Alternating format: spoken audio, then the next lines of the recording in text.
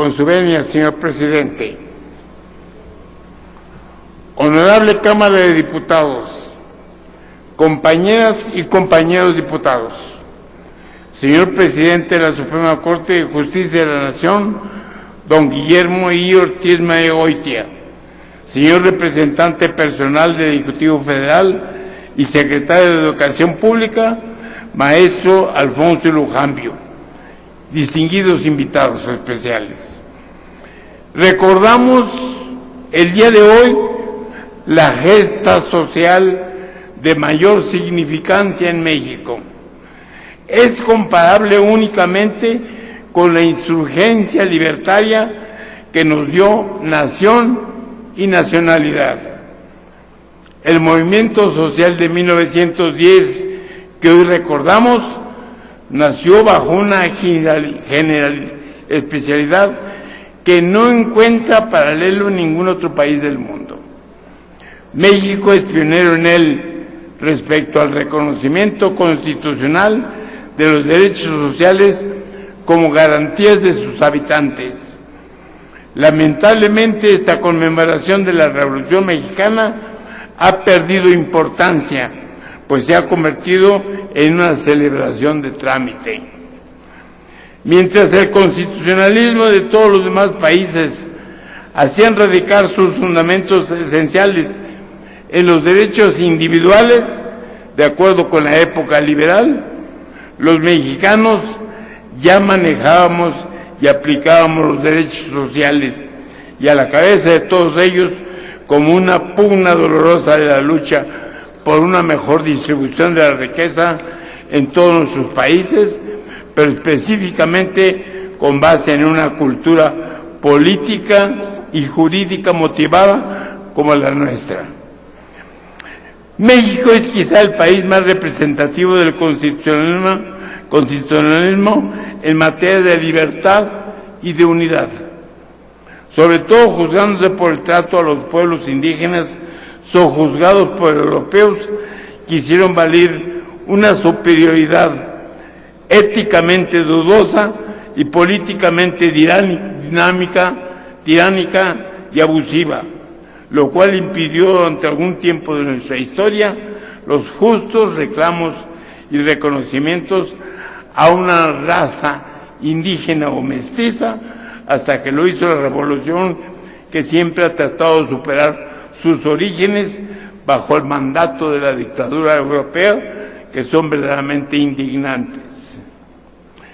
Ni la insurgencia libertaria, ni la reforma política que derrumbó estrepitosamente a las ideologías ajenas que se nos impusieron, atribuyeron una prioridad determinante a los derechos sociales.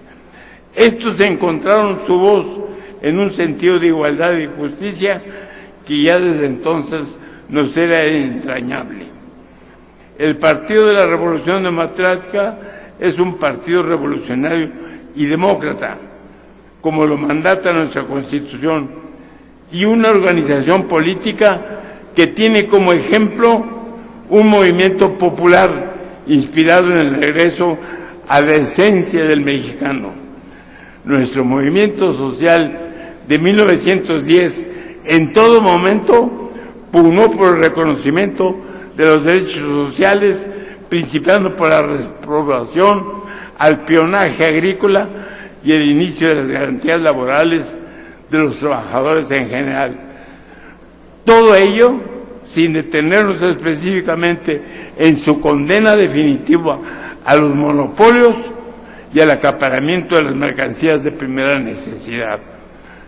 Por ello, el artículo 39 de nuestra ley fundamental, en 1917, confirmó todas las razones sociales para instalar en México un sistema político que ubicara la soberanía nacional en el pueblo soberano.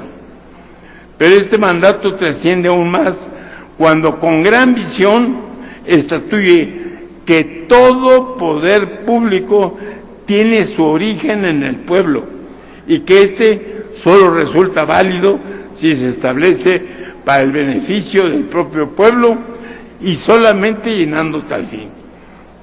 El partido que generosamente me ofreció su apoyo y su inspiración nació bajo los atributos reales reconocidos posteriormente como base y fundamento de una cultura política bajo los sistemas democráticos y revolucionarios, que inspiran sus siglas con fundamento y legitimación en el pueblo, y no en los intereses o poderes particulares. Sé que una única circunstancia lamenta en este día el Partido de la Revolución Democrática, que al pueblo le cause tanta dificultad ubicarse en el lugar capital que le corresponde dentro de la normatividad general y de la administración pública del país. Se rehúsa insistentemente en enajenarse en la cosa pública a la cual desprecia para no abandonarse a ella. Si el pueblo, por mandato constitucional, es el soberano directo de México, la democracia representativa es tan solo un instrumento auxiliar de su aceptación. La directa es la participativa.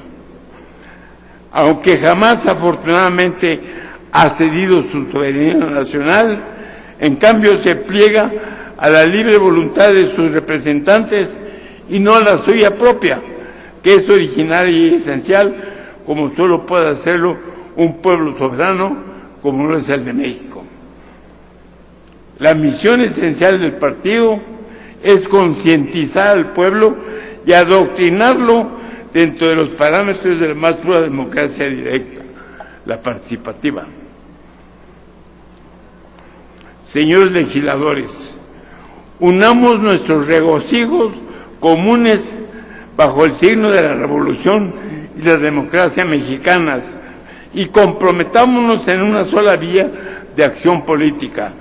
No esforzarse tanto para obtener un beneficio particular o partidista dentro de la revolución, sino para plasmar a la histórica Revolución Mexicana que hoy recordamos y revivimos en el accionar político común. Es precisamente bajo el signo de la unidad nacional que con el aval del partido he hecho un llamado al cambio de nuestra actual cultura mestiza para tomar lo mejor de ambas excelsas culturas bajo el lema "Cambia tú, cambia México". Es patente que la nacionalidad mexicana, desde antes de la llegada a América de los europeos, es pluricultural. Las etnias nativas del actual suelo mexicano eran similares, pero diferentes. Los ahora mexicanos acostumbrados a vivir un natural pluriculturalismo es el que nuestro artículo 2 de la Constitución ha proclamado y predicado como esencia de nuestra cultura nacional ya después de nuestro subyugamiento.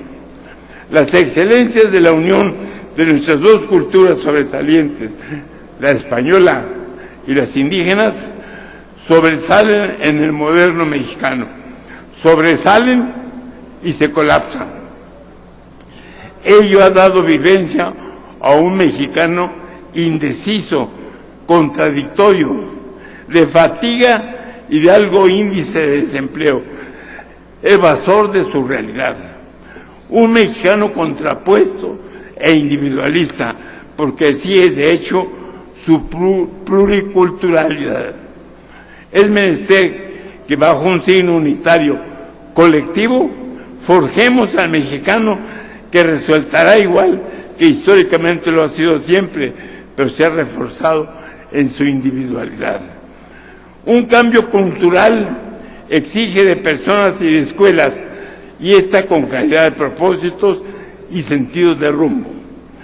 Pronto experimentaríamos los excelentes resultados de nuestra auténtica pluriculturalidad y de nuestra versatilidad latente, aunque siempre presente. En cambio, si se acepta, solo podría llevarse a cabo por los padres de familia, que son los forjadores naturales de los individuos, y por la acción de los maestros primarios, que son una sucesión natural de los padres, convencidos de la acción del cambio cultural en nuestro país.